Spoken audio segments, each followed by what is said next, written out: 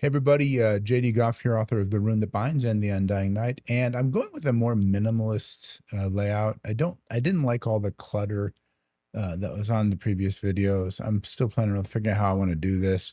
The main focus has always been and always will be how to get you information on how to use different pieces of software that make your job easier as an author. Now, I may go off on tangents and offer my opinion on things like AI, for instance, which got a lot of views for my small audience.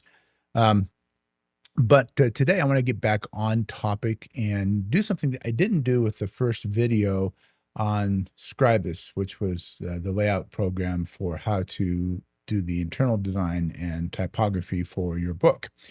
One thing I realized is because I was making those videos just for a friend and never intended them for wide distribution, I didn't go over how to make your own template. So there are different trim sizes that are available. Like for instance, this right here is the 6x9, which is the trade paperback publication, and that's the size that is the standard template that Scribus actually comes with. It actually has that built into it, and so you can just use that. But if you want to go with a different trim size, you have to build that trim size template yourself. And I never went over how to do that. So today, that's what I'm going to do. I'm going to show you how to use Scribus to build that template so that if you want to do a different size, like an 8x5 or something like that, you can actually do the layout and design for your book that way. So to get started on this, let me go ahead and pull this up here real fast. And I'm going to go ahead and pull up Scribus real fast. Okay, so we've got Scribus pulled up here, and the first thing I'm going to do is I'm going to go to new template, and we're going to go to books. I'm just going to show you the breakdown of this real fast. So let's just open this so you can kind of know what I'm talking about. Give me half a second here while it gives me this little message. There we go. All right, so I'm going to scroll down here a little bit. So this is what your page looks like. It's pretty straightforward, and you're going to have your book title, and you have your live area here. This is this area in here. This is where this box is. I'm going to let's use the picture tool here just so I can outline it. This is your live area right here. This is where your text is going to be inside the box. And actually, you shouldn't use the picture tool. You'd use the text tool. But this would be your live area, and this is where your text would occur. It would all stay within there. If we scroll down, you can kind of see it gives you an example in here. This is the template that the folks over at Scribus put together for this purpose. And you can go in and clean out all the text and images in here and just run with this template. It's a 6x9 trim size, and this will work. You'll notice here you also have your margin on the inside and the outside. So this is your outside margin right here. And you'll notice that there's a difference in the length here between the center line, which is the center of the book here, and the outside of the text frame. And it's wider here in the center than it is on the outside. And that's because your pages are going to fold in toward the center, and you don't want to have a narrow margin in what's called the gutter here. Otherwise, your words will fold into the center of the book, and they'll make the book hard to read. So there's some things that you need to know. And I'm going to go pull up the document properties. So when you look at your document, there's some things that you'll see here. So you have here, you have your trim size, which is 6x9, and it's just what your average size of your book is going to be. And your layout is going to be information. You're going to do facing pages. Right, first page will be the right page, and then you have your margins and bleeds right here. And so if you look here at this, you'll see your margins right here. You have your inside, which is 0.8 inches, and that's why this section right over here is wider. That's 0.8 inches, and then your outside is 0.5, and then your top and bottom match the outside margin. So you have to know what those are going to be in order to set them for your publisher, and you do that when you first set the book up. So to get that information, you're going to have to go someplace. Let's go ahead and we'll close that out and discard that template, and we'll minimize that. And I'm going to show you where you can go and get it. And there's a couple of places that are available to you. Okay, so we are going to go to kdp.amazon.com to get to the tools that we can use. So this is one place. And the reason why I keep coming back here is probably most of your sales are going to come through Amazon. They are the single largest market for books. There are other ones out there, but Amazon is the big one, and probably most people are using Amazon. So one thing you might notice if you haven't been here for a while, the layout and design of the web page has changed. Everything's still kind of where it's at, but it's a little bit cleaner. So the first thing we're going to do is we're going to come down here to the tools and resources and click on that. And then we'll go down to paperback file setup calculator and click on that. And this will take you to the file setup calculator. Now, if you remember and you watch the video on the cover creator, you know there's actually just a template generator that you can go to right here, and it will generate a template for a cover for you. The download calculator is a little bit different, and this may not work for everybody. The download calculator, when you open it, is going to, if you click on it and you're configured, it'll actually open you up in the Microsoft Office. If you have a Microsoft Office account, it'll take you and open up the web version of Office. And the first thing you'll notice in here is it says Excel for the web does not work, is what it's saying here. And that's because this spreadsheet uses a macro. So you actually have to download a copy of it. Just go up here to edit copy, and you're going to save it to your local hard drive. So once you've done that and you download the file, it's now available. You're going to go ahead and hit download, and you're going to just open it up.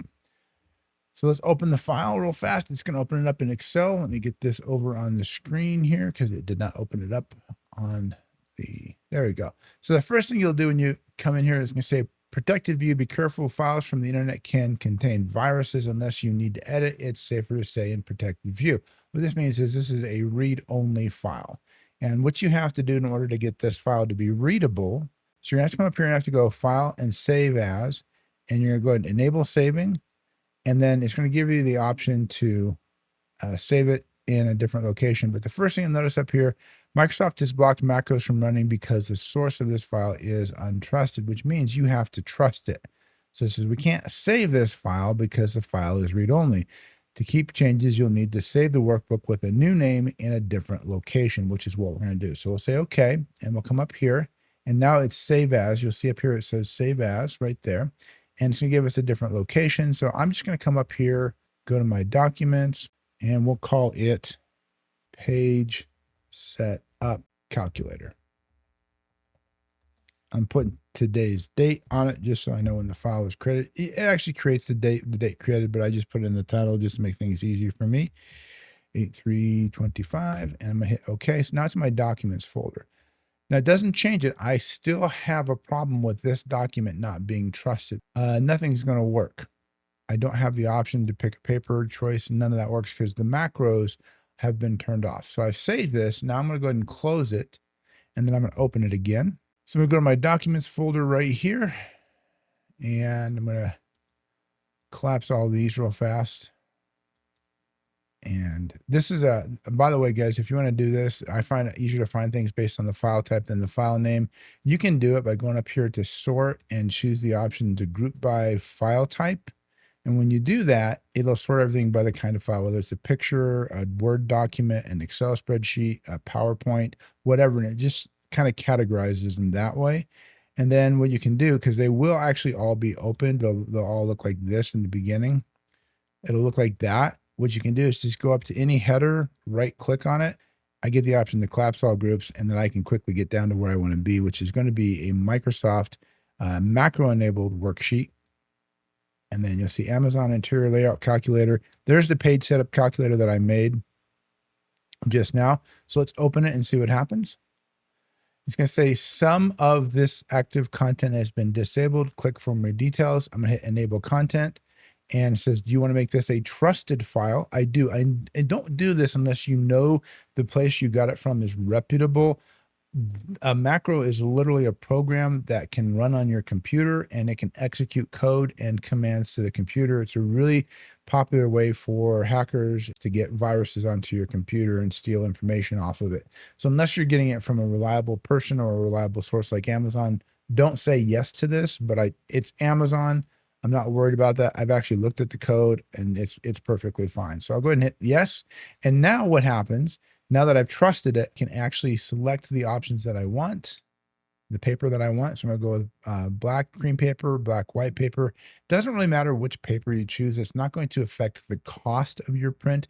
What it will affect is how thick your binding is going to be. So some papers are thicker than others. When you start getting into a couple hundred pages, it can add width to the how thick the book is, and that can mean that your book may still be 300 pages, but it will be so many more fractions of an inch wider, and that's got to be calculated. I'm going to go ahead and pick my preferred, which is just black ink and white paper. I like the clean. I don't like the color of cream paper. It makes, in my opinion, the book feel cheap. And then I'm going to pick my trim size. So this is the standard trade publication trim size, 6 by 9 inches. We already have a template for that in Scribus, so I'm not going to worry about that. I'm going to go ahead and hit the drop down. And you see I have all these different trim sizes. So you pick the one you want, 5 by 8. You might go with, instead of 6 by 9, you might go with a smaller version, which is 5.5 by 8.5. And you're going to have to figure out which one you want, but let's go ahead and pick that one just for fun. And then you need to know your page count. Again, with creating a cover or creating the interior layout of your book should be finished. We're going to go to the Microsoft PDF files right here. And there's the Whisper of God right there. I'm going to go and open that up just to get my page count, which is 314 pages. I can see it right there. It's 314 pages. So now when I come into the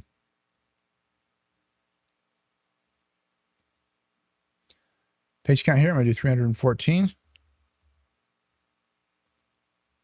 And then I'm going to go ahead, and I do need to determine what I'm going to do here. So 314 manuscript with no bleed or manuscript with bleed. So let's go back to my book here real fast. So the difference with a bleed versus no bleed is I have on here, let's align this right, on my first page in the book, I have a full size map. So with a bleed, it's going to not push the, it's going to push the map to the very edge of the page. So let me show you what I'm talking about here. All right, I'm going to grab my book right here. So I have, by the way, guys, this book is published through Book Vault. I printed this through Book Vault, which is pretty cool because they have some cool embellishments you can add here. I've got a ribbon in here. This is for my signature edition. So I have the ribbon bookmark that's built in there. I have end pages, which is pretty cool. They look really nice. And I have the ability to print color if I want to. But this is what I'm talking about when I'm talking about bleed, the full page. So my map is printed up full color right here. And if you have no bleed, then there would be a border around the map, just like there is around all the text. And so depends on what you want to do. If you want to have a full page image in your book, like I do with the cover, you'll want to have a bleed. If you don't, then you'll say no bleed. Bleed just means you're going to go over into the bleed area. And when we look at over here, the document, when we look at this, this is, I don't have the bleed area in here, but the bleed area, this is my live area, and there's going to be a trim area where they actually cut the book, and then the bleed area is outside of that, and my image goes all the way to the edge. And so just, you need to know which one that you're going to use. If you don't have a full-size image, it's not that big a deal, but you just need to know which one it is. And so you're going to pick what you want, manuscript with no bleed or manuscript with bleed. So let's actually real fast look at those. So I'm going to go with manuscript no bleed. So what you're going to notice with the manuscript with no bleed is if you look at the image here in the upper left-hand corner and where the trim area is, where the scissors are, the image is going to be within the live area, but it's not going to go over to the bleed area. And you can see your dimensions down here. It tells you for the gutter and whatnot like that. But let's actually go up now and look at what it looks like with a bleed. So we'll switch to manuscript with bleed. And now you'll notice, if we zoom in here, see where the image goes all the way up to the trim area and touches the scissors. That's the difference. And that's what's going to determine whether you have a full page image or an image that's inside the live area with a margin around it. Okay, so let's actually look at our margins here now. And we've got our gutter margin, which is the area from the center of the book to the inside margin, which is where the book meets the edge.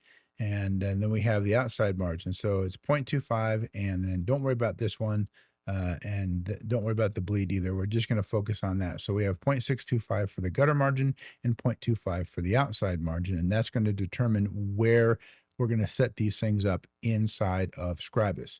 Those are the only ones we need is the gutter margin and the outside margin. Once we have those, we'll be good to go. Create a new document. So I'm going to go new. I'm just going to create a new document, not new from template, but a new document. Click on that. it is going to be facing pages because I don't want single pages. This is a book, so it's going to be facing pages. Notice how that looks like a book. You'll click on that. And now right down here, you have your bleeds and your margins, and this is going to be your information. You can come over here and you can determine what your default unit is. So if you're using the imperial system like I do in the United States, you choose inches. But if you use the metric system, you can switch to millimeters if you want. So if I come back over here and I look at my book, it tells me right here that my gutter margin, or the interior margin, is going to be 15.875 millimeters, or 0.625 inches. So when I come back over here and I select it, let me switch back into inches. My interior is going to be 0.625. Right? And I'm just going to hit tab on that. And then I'm going to go over and I'm going to choose my outside margin, which is this one right here, and it says the outside margin is 0.25. So I'll just put in 0.25. Right. My top margin, so I'm just going to do 0.5, and my bottom margin will be 0.5 as well. So preset layouts, I can do this. I can put in the bleeds if I want to. They are there, but I don't really need them because I'm going to be working within the parameters of Amazon, but these are important. So my inside margin is 0.625. My outside margin is 0.25 and my top margin is 0.5. Just get your inside margin and your outside margin and your top and bottom, and you'll be okay. So I've got that.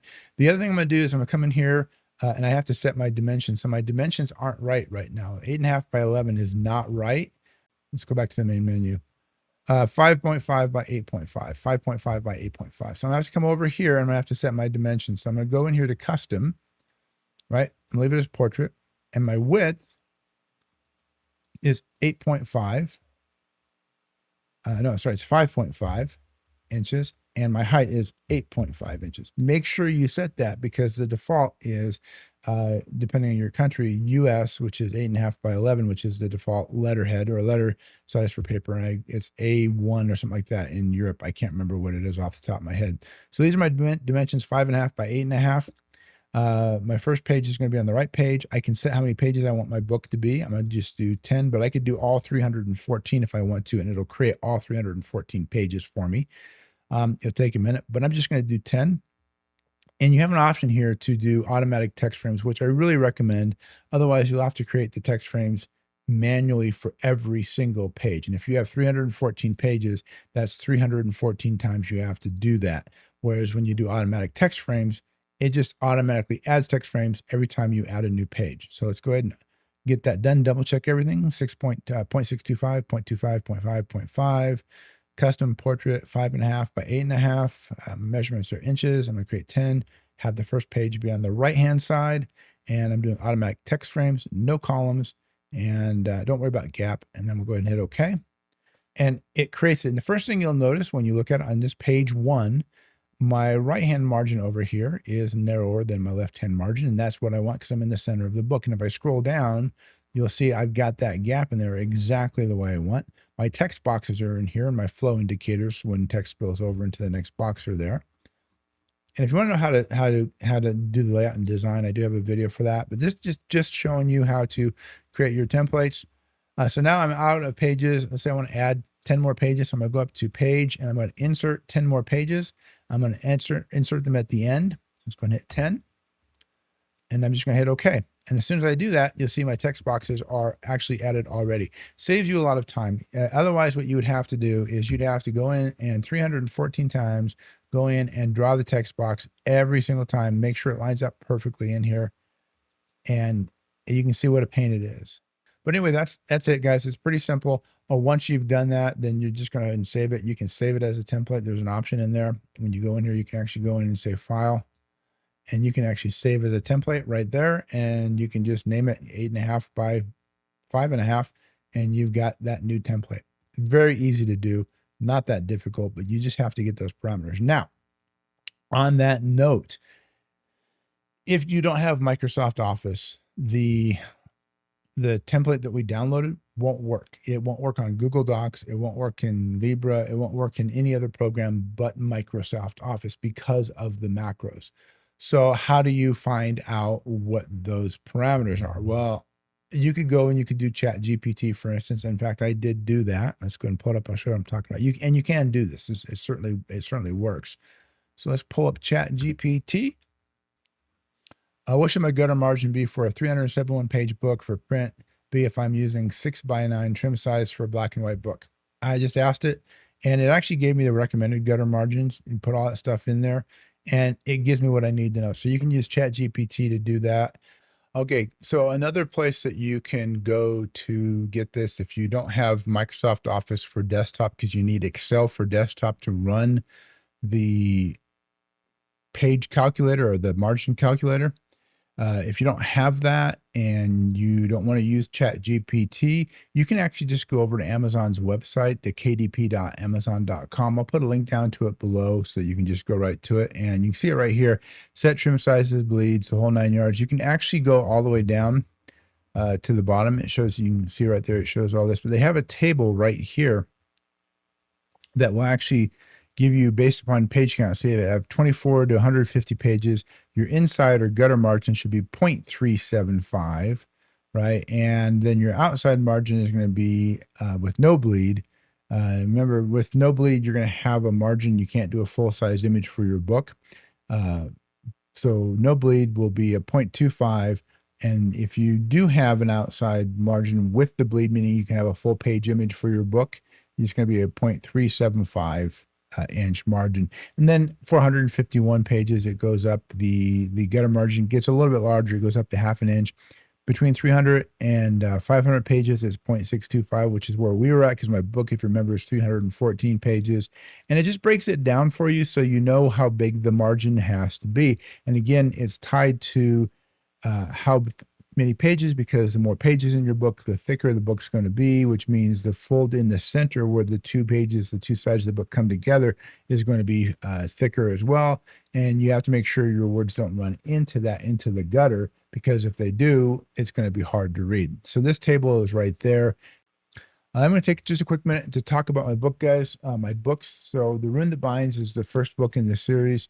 And I do want to take a moment to do this, and I thank you for your patience with this, because these videos do take time for me to put together. They take me away from writing, they take away from me from editing, from marketing, from going to conventions and things like that. I'll go to the conventions anyway, but it does take time away from being able to do the other things. So if you're into dark fantasy, I've got a link down below. Go check out my books, and they're different. I've kind of flipped the fantasy genre on its head a little bit.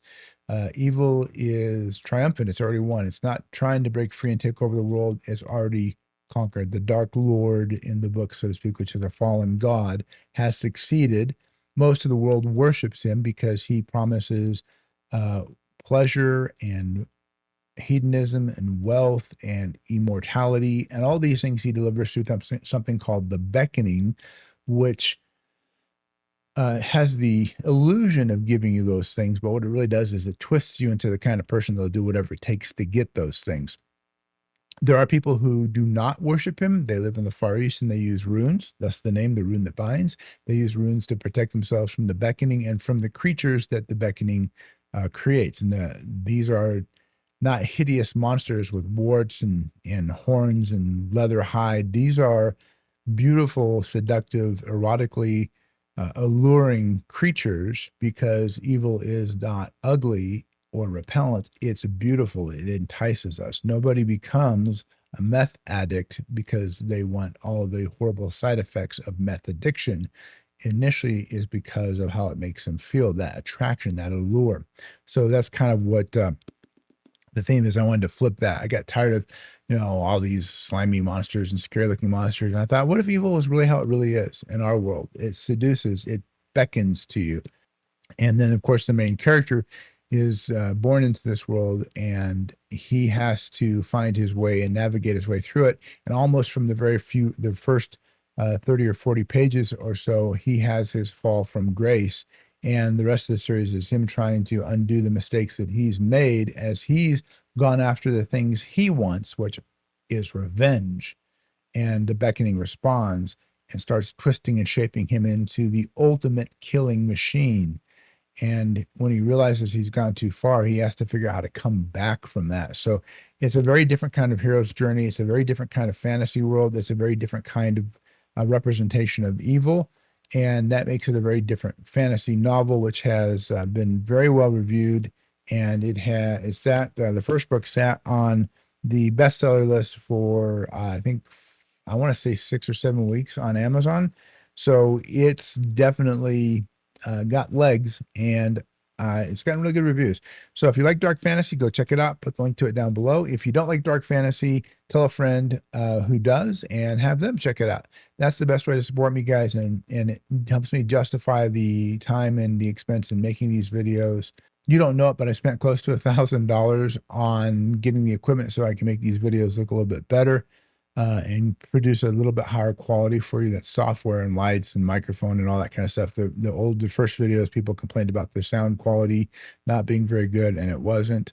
I don't really show up on the first few videos because I didn't have a webcam at the time. So now I do. And if you find this hideous to behold, I apologize.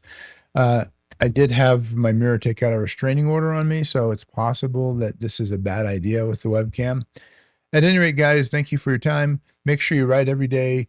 Get those words down. Get into the habit of doing it. If you try to write a book only when you're inspired, you'll never get the book written. So you want to get into the habit of just writing every day, even if it's garbage. Put a word down, put a sentence down, put an idea down, but write every day. Get into that habit of doing the work to get the book done. I will tell you right now, the best parts are not always the inspired parts. So the parts that I wrote a really crappy piece of dialogue or a really badly written scene and went back and reworked it and reworked it and reworked it, and just through sheer grit polished it into something that is actually really, really good. There's good scenes that are inspired and just that inspiration hits, but the majority of good scenes in my book were not inspired. They were polished and honed with hours of editing. That's just the reality of the craft. So write every day, guys. And I'm rambling, so I'm going to shut up now. If you want to support me, hit the subscribe and the like button and the notification bell so that you'll know when the next video drops. And also, best way, check out my books. You can go to my website. You can listen to the first 3 chapters of the audiobook. And you can also download the ebooks off my website so that you can actually, all the money goes to me if you do it that way, guys. If you order the books from my website instead of Amazon, I get 100% of the profit, which is better for me, obviously. And there's even instructions on how to get it onto your Kindle there. It's actually remarkably easy. What else do I want to say? That's it. Appreciate you guys very much. I really still am figuring out what I'm doing here. So give me any feedback you have. Tell me, hey, you're ugly. Keep your face off camera, or you talk too much, which I know already that I do. Or can you give us more detail on this or that if there's a program you want me to go over? Appreciate you guys. Thank you very much and have a great day.